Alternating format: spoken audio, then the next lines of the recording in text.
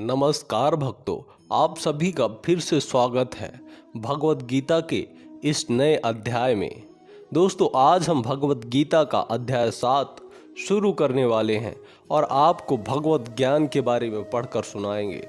तो चलिए हमारे साथ वीडियो में अंत तक बने रहिए और भगवत गीता का लाभ उठाइए। तो चलिए शुरू करते हैं। मया सक्त मनाः पार्थ योगम युज्यन्मदाश्रयः असंशयं समग्रम माम यथा ज्ञास्यसि तच्छृणु। श्री भगवान ने कहा, हे प्रथा पुत्र, अब सुनो कि तुम किस तरह मेरी भावना से पूर्ण होकर और मन को मुझ में आसक्त करके योग अभ्यास करते हुए मुझे पूर्णतया संशय रहित जान सकते हो।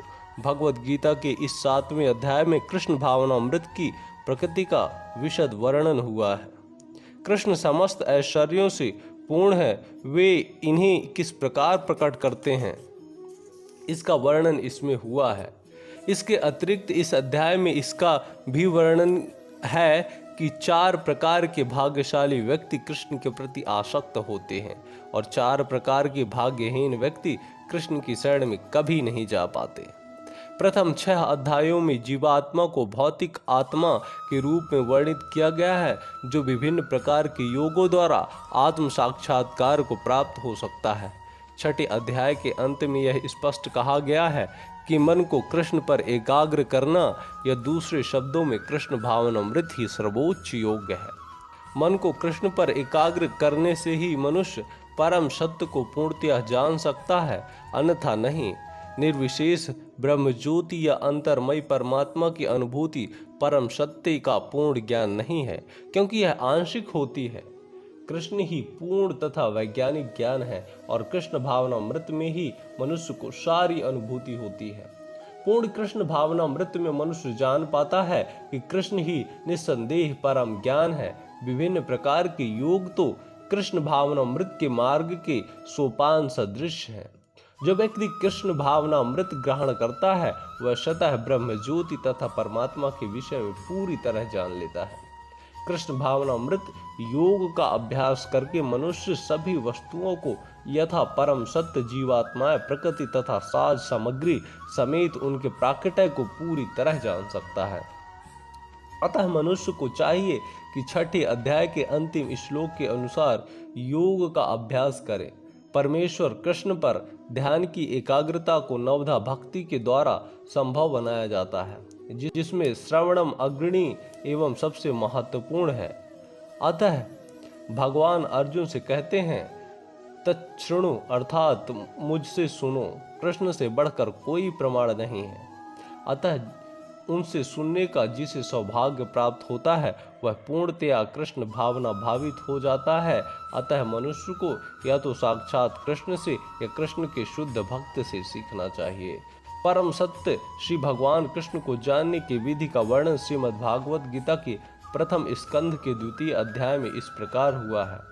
वैदिक साहित्य से श्री कृष्ण के विषय में सुनना या भगवत गीता से साक्षात उन्हीं से सुनना अपने आप में पुण्य कर्म है, और जो प्रत्येक हृदय में वास करने वाले भगवान कृष्ण के विषय में सुनता है उसके लिए वे शुभेच्छु मित्र की भांति कार्य करते हैं, और जो भक्त निरंतर उनका श्रवण करता है उसे वे शुद्ध कर देते हैं। इस प्रकार परम भक्त अपने सुप्त दिव्य ज्ञान को फिर से पा लेता है। ज्यों ज्यों वह भागवत तथा भक्तों से कृष्ण के विषय में अधिकाधिक सुनता है, त्यों त्यों वह भगवत भक्ति में स्थिर होता जाता है। भक्ति के विकसित होने पर वह रजो तथा तमो गुणों से मुक्त हो जाता है और इस प्रकार भौतिक काम तथा लोभ कम हो जाते हैं। जब ये कल्मश दूर हो जाते हैं तो भक्त सतो गुणी में स्थिर हो जाता है, भक्ति के द्वारा स्फूर्ति प्राप्त करता है और भगवत तत्व को पूरी तरह जान लेता है। भक्ति योग भौतिक मोह की कठिन ग्रंथि को भेदता है और भक्त को असंशय समग्र अर्थात परम सत्य श्री भगवान को समझने की अवस्था को प्राप्त कराता है। अतः श्री कृष्ण से या कृष्ण भावना भावित भक्तों के मुखों से सुनकर ही कृष्ण तत्व को जाना जा सकता है। ज्ञानम ते अहम सविज्ञानमिदं वाक्षम्य शेषतः यज्ञात्वा नेह भूयो अन्यज्ञात्वम वशिष्यते। अब मैं तुमसे पूर्ण रूप से व्यवहारिक तथा दिव्य ज्ञान कहूँगा। इसे जान लेने पर तुम्हें जानने के लिए और कुछ भी शेष नहीं रहेगा। पूर्ण ज्ञान में प्रत्यक्ष जगत के पीछे काम करने वाला आत्मा तथा इन दोनों के उद्गम सम्मिलित हैं। यह दिव्य ज्ञान है। भगवान उपयुक्त ज्ञान पद्धति बताना चाहते हैं क्योंकि अर्जुन उनका विश्वस्त भक्त तथा मित्र है। चतुर्थ अध्याय के प्रारंभ में इसकी व्याख्या भगवान श्री कृष्ण ने की और उसी की पुष्टि यहाँ पर हो रही है। भगवत भक्त द्वारा पूर्ण ज्ञान का लाभ भगवान से प्रारंभ होने वाली गुरु परंपरा से ही किया जा सकता है। अतः मनुष्य को इतना बुद्धिमान तो होना ही चाहिए कि वह समस्त ज्ञान के उद्गम को जान सके, जो समस्त कारणों का कारण है और समस्त योगों में ध्यान का एकमात्र लक्ष्य है। समस्त कारणों के कारण का पता चल जाता है तो सभी ज्ञेय वस्तुएं ज्ञात हो जाती हैं और कुछ भी अज्ञेय नहीं रह जाता। वेदों का मुकंड उपनिषद कहना है, कस्मिन् भगवो विज्ञाते सर्वमिदं विज्ञातम भवति। मनुष्याणां सहस्रेषु कश्चिद्यति सिद्धिये यत्तामपि सिद्धानां कश्चिमां वेत्ति ततत्तः। कई हजार मनुष्यों में से कोई एक सिद्धि के लिए प्रयत्नशील होता है और इस तरह सिद्धि प्राप्त करने वालों में से विरला ही कोई मुझे वास्तव में जान पाता है। सामान्यतया मानव आहार, निद्रा, भय तथा मैथुन जैसी पशु वृत्तियों में लगा रहता है और मुश्किल से कोई एक दिव्य ज्ञान में रुचि रखता है। गीता के प्रथम 6 अध्याय उन लोगों के लिए है जिनकी रुचि दिव्य ज्ञान में आत्मा, परमात्मा तथा ज्ञान योग, ध्यान योग द्वारा अनुभूति की क्रिया में तथा पदार्थ से आत्मा के पार्थक्य को जानने में है। किंतु कृष्ण तो केवल उन्हीं व्यक्तियों द्वारा ज्ञेय हैं जो कृष्ण भावना भावित हैं। अन्य योगी निर्विशेष ब्रह्म अनुभूति प्राप्त कर सकते हैं क्योंकि कृष्ण को जानने की उपेक्षा यह सुगम है। कृष्ण परम पुरुष हैं किंतु साथ ही वे ब्रह्मा तथा परमात्मा ज्ञान से परे हैं। योगी तथा ज्ञानी जन कृष्ण को नहीं समझ पाते। यद्यपि महानतम निर्विशेषवादी मायावादी शंकराचार्य ने अपने गीता भाष्य में स्वीकार किया है कि कृष्ण भगवान है, किंतु उनके अनुयायी इसे स्वीकार नहीं करते क्योंकि भले ही किसी को निर्विशेष ब्रह्मा की दिव्य अनुभूति क्यों न हो, कृष्ण को जान पाना अत्यंत कठिन है। कृष्ण भगवान समस्त कारणों के कारण आदि पुरुष गोविंद है। ईश्वरः परमः कृष्णः सच्चिदानंद विग्रह अनादिरादि गोविंदः सर्व कारण कारणम।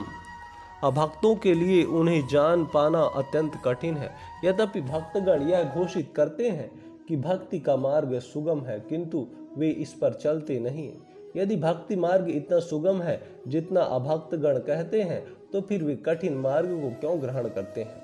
वास्तव में भक्ति मार्ग सुगम नहीं है। भक्ति के ज्ञान से हीन अंधिकारी लोगों द्वारा ग्रहण किया जाने वाला तथा कथित भक्ति मार्ग भले ही सुगम हो, किंतु जब विधि विधानों के अनुसार दृढ़ता पूर्वक इसका अभ्यास किया जाता है तो सीमांसक तथा दार्शनिक इस मार्ग से च्युत भी हो जाते हैं। श्री रूप गोस्वामी अपनी कृति भक्ति सामृत सिंधु में लिखते हैं, वह भगवत भक्ति जो उपनिषदों, पुराणों तथा नारद पंचरात्र जैसे प्रमाणिक वैदिक ग्रंथों की अवहेलना करती है, समाज में व्यर्थ ही अव्यवस्था फैलाने वाली है। ब्रह्म वेत्ता निर्विशेषवादी या परमात्मा वेत्ता योगी भगवान श्री कृष्ण को यशोदा नंदन या पार्थ सारथी के रूप में भी कभी नहीं समझ सकते। कभी कभी बड़े बड़े देवता भी कृष्ण के विषय में भ्रमित हो जाते हैं। मुहांति यत् सूर्य माम तु वेद न कश्चन। भगवान कहते हैं कि कोई भी मुझे उस रूप में तत्वतः नहीं जानता जैसा मैं हूँ, और यदि कोई जानता है स परमात्मा दुर्लभा, तो ऐसा महात्मा विरला होता है।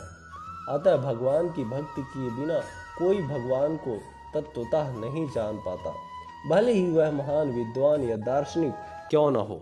केवल शुद्ध भक्ति ही कृष्ण के अचिंत्य गुणों को सब कारणों के कारण रूप में उनकी सर्वशक्तिमत्ता तथा ऐश्वर्य, उनकी संपत्ति, यश, बल, सौंदर्य, ज्ञान तथा वैराग्य के विषय में कुछ जान सकता है, क्योंकि कृष्ण अपने भक्तों पर दयालु होते हैं।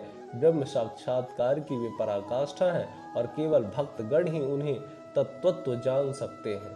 अतएव भक्ति रसामृत सिंधु में कहा गया है, अतः कृष्ण नामादिना भवेद ग्रहामेन्द्रैः सेवोन्मुखे ही जिहादो स्वयमेव स्फुरत्यधः। कुंठित इंद्रियों के द्वारा कृष्ण को तत्वतः नहीं समझा जा सकता, किंतु भक्तों द्वारा की गई अपनी दिव्य सेवा से प्रसन्न होकर वे भक्तों को आत्म तत्व प्रकाशित करते हैं। भूमिरापो अनलो वायु खम मनो बुद्धिरेव च अहंकार इति में भिन्ना प्रकृतिरिष्टधा। पृथ्वी, जल, अग्नि, वायु, आकाश, मन, बुद्धि तथा अहंकार, ये 8 प्रकार से भक्ति मेरी भिन्ना अपरा प्रकृतियां हैं। ईश्वर विज्ञान भगवान की स्वाभाविक स्थिति तथा उनकी विविध शक्तियों का विश्लेषण करता है। भगवान के विभिन्न पुरुष अवतारों विस्तारों की शक्ति को प्रकृति कहा जाता है, जैसा कि सतंत्र में उल्लेख मिलता है। विष्णोतु त्रीणि रूपाणि पुरुषाख्यान्यथो विदुः एकम तु महतः राष्ट्र द्वितीयम त्वंड संस्थितम तृतीयम सर्वभूतस्य तानि ज्ञात्वा विमुच्यते। सृष्टि के लिए भगवान कृष्ण का श्वांस 3 विष्णुओं का रूप धारण करता है। पहले महाविष्णु हैं जो संपूर्ण भौतिक शक्ति महत्व को उत्पन्न करते हैं। द्वितीय भार्गोदकशीय विष्णु हैं जो समस्त ब्रह्मांडों को प्रविष्ट होकर उनमें विविधता उत्पन्न करते हैं। तृतीय क्षीरोदकशीय विष्णु हैं जो समस्त ब्रह्मांडों में सर्वव्यापी परमात्मा के रूप में फैले हुए हैं और परमात्मा कहलाते हैं। वे प्रत्येक परमाणु तक के भीतर उपस्थित हैं। जो इन तीनों विष्णु के रूपों को जानता है वह बंधन से मुक्त हो सकता है। यह भौतिक जगत भगवान की शक्तियों में से एक का क्षणिक प्रकट्य है। इस जगत की सारी क्रियाएं भगवान कृष्ण के इन तीनों विष्णु अंशों द्वारा निर्देशित है। ये पुरुष अवतार कहलाते हैं। समान रूप से जो व्यक्ति ईश्वर तत्व कृष्ण को नहीं जानता वह यह मान लेता है कि यह संसार जीवों के भोग के लिए है और सारे जीव पुरुष हैं, भौतिक शक्ति के कारण नियंता तथा भोक्ता है।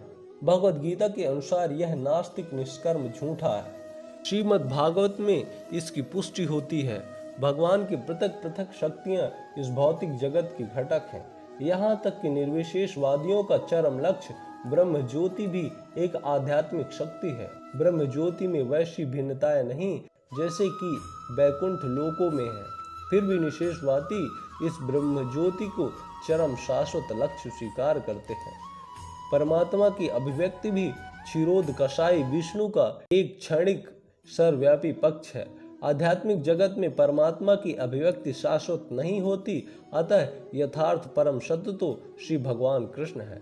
वे पूर्ण शक्तिमान पुरुष हैं और उनकी नाना प्रकार की भिन्न तथा अंतरंगा शक्तियां होती हैं। जैसा कि ऊपर कहा जा चुका है, भौतिक शक्ति 8 प्रधान रूपों में व्यक्त होती हैं। इनमें से प्रथम 5 पृथ्वी, जल, अग्नि, वायु तथा आकाश स्थूल अथवा विराट सृष्टियां कहलाती हैं, जिनमें 5 इंद्रिय विषय जिनके नाम है शब्द, स्पर्श, रूप, रस तथा गंध सम्मिलित रहते हैं। भौतिक विज्ञान में ये ही 10 तत्व हैं, किंतु अन्य 3 तत्वों को जिनके नाम बुद्धि तथा अहंकार है भौतिकवादी उपेक्षित रखते हैं। दार्शनिक भी जो मानसिक कार्यकलापों से संबंध रखते हैं पूर्ण ज्ञानी हैं, क्योंकि वे परम उद्गम कृष्ण को नहीं जानते।